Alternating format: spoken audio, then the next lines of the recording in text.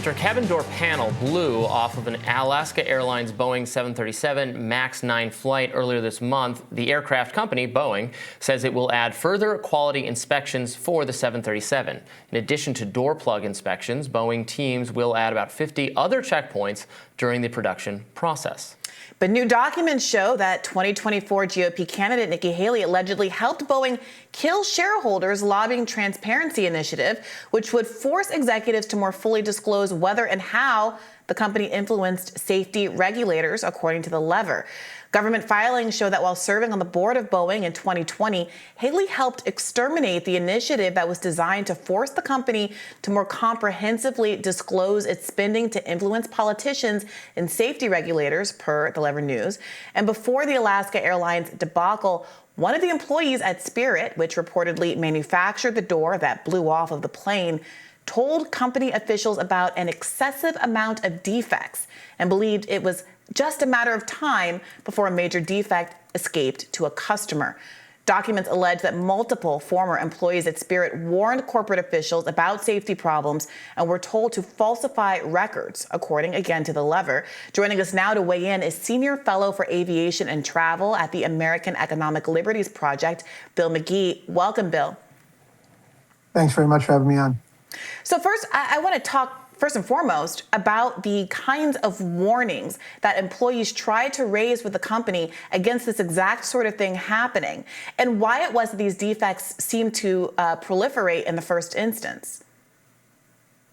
Well, you know, we've seen this movie before, unfortunately, and there is a long history of whistleblowers within the Federal Aviation Administration, within the airlines, within Boeing, within the entire aerospace sector, that have, given us warnings in advance. There's an expression that's used at the FAA among the rank and file workers and within the airline industry, that the FAA is the tombstone agency. And what's meant by that is that very often the government is hesitant to act until after a tragedy, usually a fatal tragedy. Thankfully, what happened over Portland didn't involve any fatalities, but it very well could have, as we all know, with that hole ripped in the side of the fuselage. I wasn't surprised to hear about Spirit, quite frankly, and I wasn't surprised to hear about some of the whistleblowers within Boeing, because I've been talking to whistleblowers for years, and unfortunately, we just don't seem to get traction ahead of these events. It takes something awful that becomes front page news to get the needle to move.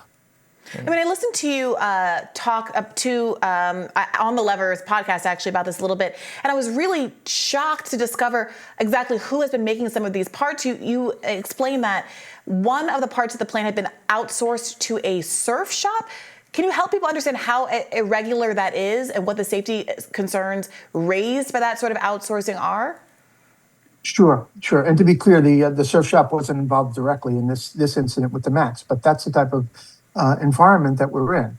This is an industry that is so heavily outsourced. First of all, just for starters, I don't know that most Americans are aware of this.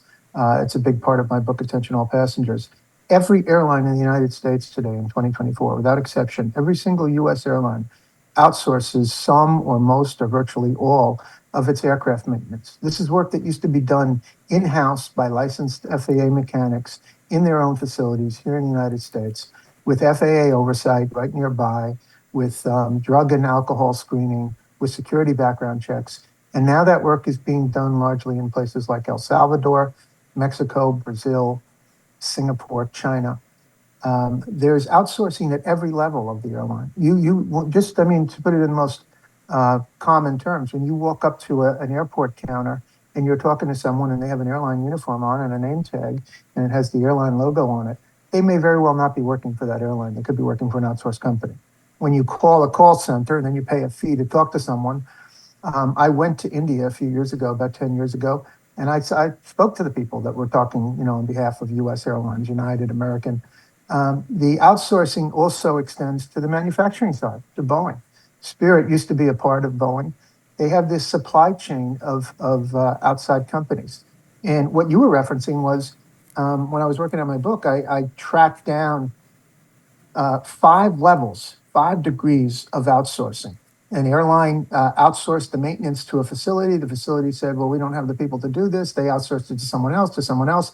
And then finally, because the composite materials that are used, we used to say metal on airplanes, but now it's sophisticated composite materials.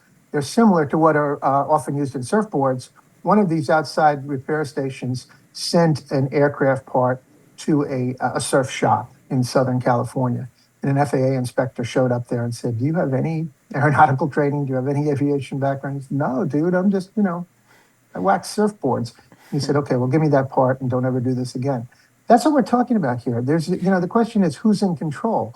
When you hear a big name like Boeing, you think, well, okay, for better or worse, they're on top of these things and they have control over what's going on. They don't. There's so much outsourcing. And the scariest part of all is that the Federal Aviation Administration, which is charged by Congress and is there to protect all of us, they don't have a good handle on who's doing the work, where the work is being done, when it's being done.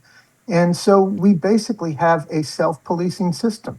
And that's how these problems keep occurring, particularly with the Boeing MAX. Let me jump in there. The last commercial airline plane crash in the U.S. was in 2009. There are 0 fatalities. You said Tombstone Agency. No one dies. No one is harmed in plane travel. So all the problems you're describing doesn't sound like problems to me. Sounds like the airlines are getting more efficient with absolutely 0 trade-off in safety whatsoever. No discernible change in the danger in flying. So what is the downside of what you're describing? What is the evidence that any of this is unsafe for American airline passengers?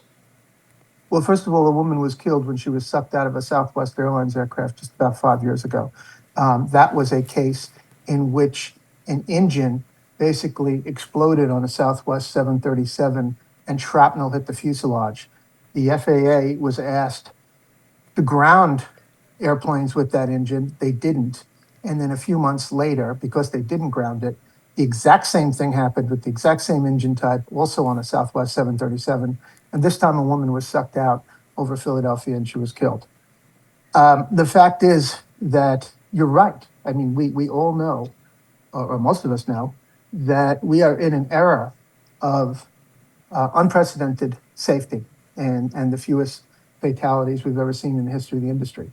However, when you talk to real aviation safety experts, the people that crunch the numbers and analyze these things, they will tell you that while obviously the accident record and the fatal accident record, those are important measurements, they are not the only measurements. That does not mean that we don't listen to whistleblowers. That does not mean that we don't look at trends that are going in the wrong direction.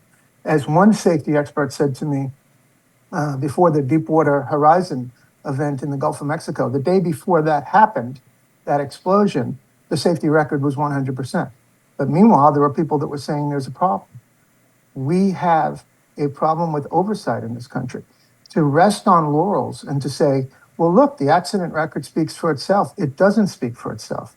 The fact is there is enough evidence that trend lines are going in the wrong direction. There is not the same level of FAA oversight. There is not the same level of attention.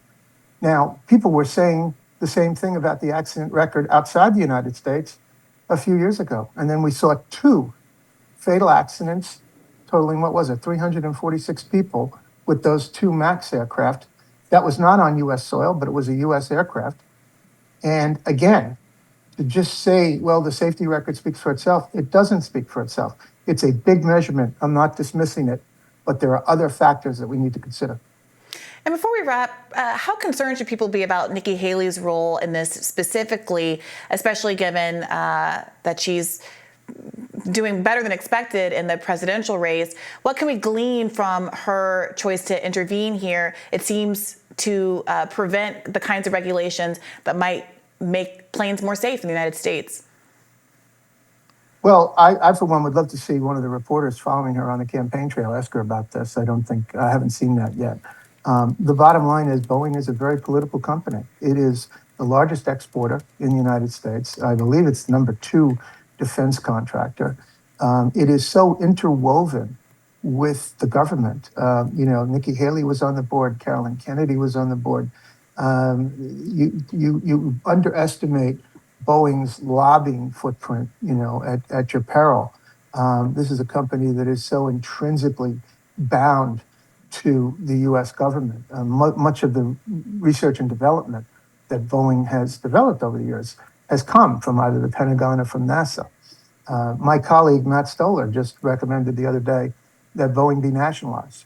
That they are basically a monopoly here in the United States. There are effectively two large aircraft manufacturers worldwide, Boeing and Airbus in Europe, and we have to look at some new ways of addressing Boeing's political footprint because Nikki Haley it's a very disturbing development what came to light last week, but it's not at all surprising to those that follow Boeing.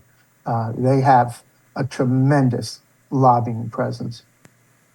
Yeah, Bill McGee, thank you so much for lending your expertise to this segment. We really appreciate it. Thank you.